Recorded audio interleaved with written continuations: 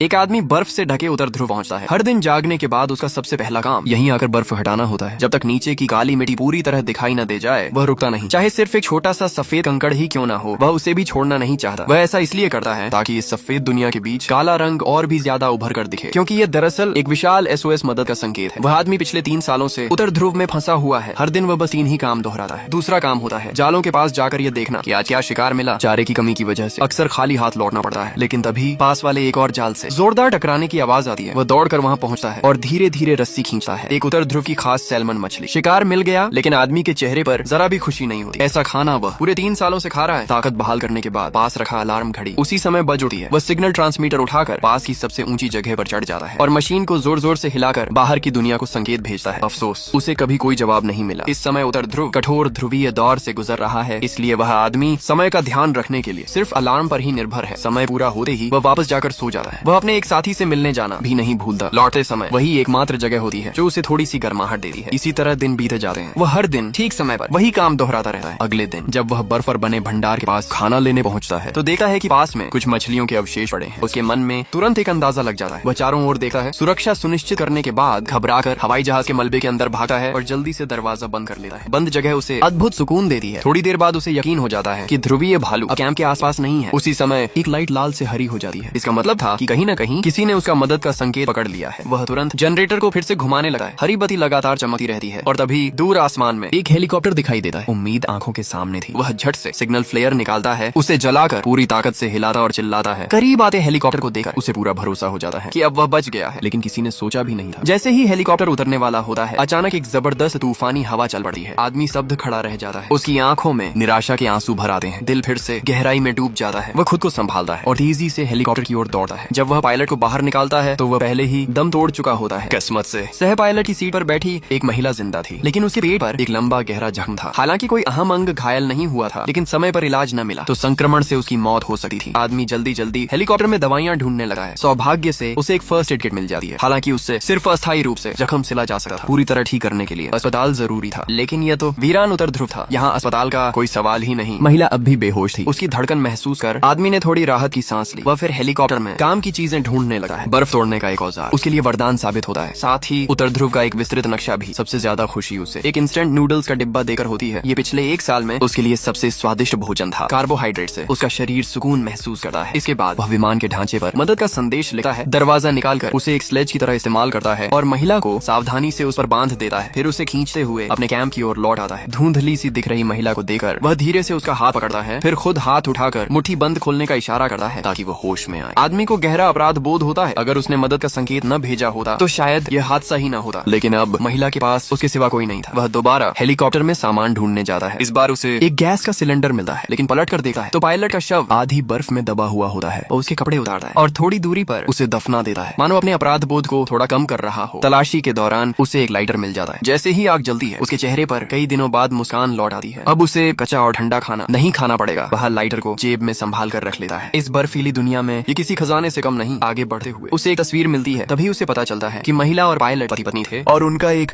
नवजात बच्चा भी है। यह जानकर उसका अपराध बोध और बढ़ जाता है। वह मन ही मन कसम खाता है इस एहसान और जिम्मेदारी के कारण वह किसी भी हाल में महिला को जिंदा लेकर उत्तर ध्रुव से बाहर निकालेगा। वह नक्शे पर रास्ता तय करने लगा है। उसी समय बाहर रखा जाल अचानक हिलने लगा है। वह दौड़कर बाहर जाता है। एक बड़ी मछली फंसी होती है। इस बार उसके चेहरे पर खुशी की मुस्कान होती है। अब उसके पास लाइटर और गैस है। उसे फिर कभी कच्ची मछली नहीं खानी पड़ेगी। वह लौटकर सी फूड इंस्टेंट नूडल्स बनाता है। तुम्हें यह जरूर चखना चाहिए। ये समुद्री मछली से बना है। वे तुम्हें ढूंढ रहे हैं, चिंता मत करो, वे आएंगे कल। एक दिन बाद चुका तो वह सामान गिनने लगा और केकाओ स्टेशन की ओर निकलने की तैयारी करने लगा। रवाना होने से पहले उसने हमेशा की तरह हेलीकॉप्टर पर भी मदद का संदेश छोड़ दिया, बस इस उम्मीद में कि कोई न कोई यहाँ से गुजरे और उन संदेशों को देख ले। ये यात्रा बेहद लंबी होने वाली थी। उन्हें करीब 200 किलोमीटर बर्फ से ढके पहाड़ों को पार करना था और रास्ते में किस तरह का खतरा सामने आएगा ये कोई नहीं जानता था। वह ध्रुवीय भालू शायद अब भी कहीं से उन्हें घूर रहा हो, क्योंकि उसे महिला को साथ लेकर चलना था। इसीलिए जब भी कोई खड़ी ढलान सामने आती वह रास्ता बदल कर नई योजना बनाता। इससे दूरी और बढ़ जाती, लेकिन वह किसी भी हाल में महिला को अकेला छोड़कर खुद आगे बढ़ने वाला नहीं था। शाम होते ही दोनों ने पास ही एक गुफा ढूंढी और वहीं रुके। अंदर जाने से पहले उसने बर्फ से गुफा का मुंह बंद कर दिया ताकि जंगली जानवर उनकी गंध न सूंघ सके। इसके बाद उसने साधारण सी उबली हुई मछली बनाई, लेकिन महिला अब भी दर्द से उबर नहीं पाई थी। आदमी के हाथ से दिया गया खाना उसने खाने से मना कर दिया। मजबूरी में उसने उसे थोड़ा सा पानी पिलाया। जब उसने देखा कि महिला शांति से सो गई है तो वह भी थोड़ा आराम करने लगा। तभी अचानक बाहर से कदमों की आवाज आने लगी। लगता था कोई आसपास मंडरा रहा है। वह फावड़ा उठाकर सावधानी से गुफा की ओर देखने लगा। अगले ही पल बर्फ अचानक हट गई। वह ध्रुवीय भालू था। असल में वह शुरू से ही दोनों का पीछा कर रहा था, बस इस इंतजार में कि वे ढीले पड़े और वह हमला कर सके। लेकिन भालू अपने विशाल शरीर को भूल गया था। इतनी छोटी गुफा में वह घुस ही नहीं सकता था। फिर भी आदमी चुपचाप बैठकर मरने का इंतजार नहीं करने वाला था। उसने एक फ्लेयर निकाला और उसे जला दिया। वह जानता था कि जो भालू इतनी देर से पीछा कर रहा है वह आसानी से जाने वाला नहीं। वह गुफा के बाहर तब तक डटा रहता जब तक शिकार बिल्कुल कमजोर न हो जाए। इससे बेहतर था